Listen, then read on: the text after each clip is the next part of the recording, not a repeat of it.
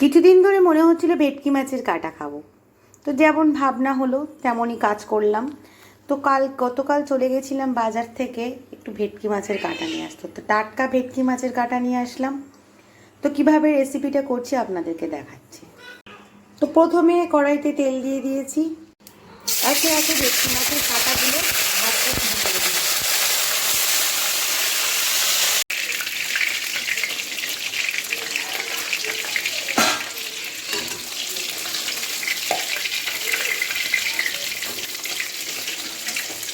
পুরা আমার মাছের কাঁটা এখানে ভাজা হয়ে গেছে। রসুন পেস্ট বানিয়ে নিয়েছি, কিছুটা রসুন আমি আলাদা থেতো করে নিয়েছি। আর যেহেতু আমরা আলু পছন্দ করি সেখানে একটু আলু দিয়ে দিচ্ছি। আর এখানে দেখুন পেঁয়াজ কাটা রয়েছে। তো প্রথমে আমি পেঁয়াজটা দিয়ে দিলাম, থেতো করা রসুন দিয়ে দিলাম, তারপর ভালো করে নাড়াচাড়া করে নিলাম। আদা রসুনের পেস্টটা দিয়ে দিলাম, দিয়ে ভালো করে মশলাটাকে কষালাম। তারপর একে একে আলুগুলো দিয়ে ভালো করে আবারও কষাতে লাগবে। দেখুন ভালো করে কষে গেছে। কিছুটা কাঁচা লঙ্কা কেটে দিয়ে দিলাম, টমেটো কিছুটা দিয়ে দিলাম, দিয়ে আবারও ভালো করে নাড়াচাড়া করব।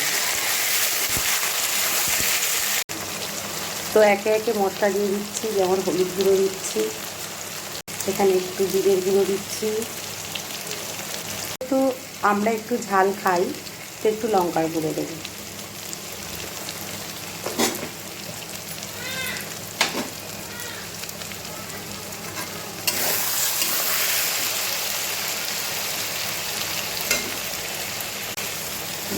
দেখুন বন্ধুরা ভালো করে কষানো হয়ে গেছে।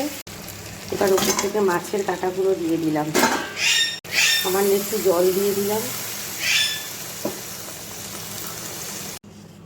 একটু নুন দিয়ে দিলাম, গরম মশলার গুঁড়ো দিয়ে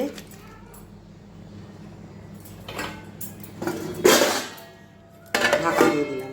তো বন্ধুরা এইভাবে কাটা চচ্চড়ি রান্না করে দেখবেন, আপনাদের নিশ্চয়ই ভালো লাগবে। তো আমার কাটা চচ্চড়ি রেডি। তো কাদের কাদের ভেটকি মাছের কাটা খেতে ভালো লাগে আমাকে জানাবেন। যদি আমার চ্যানেল ভালো লেগে থাকে তাহলে একটা সাবস্ক্রাইব করে দেবেন প্লিজ।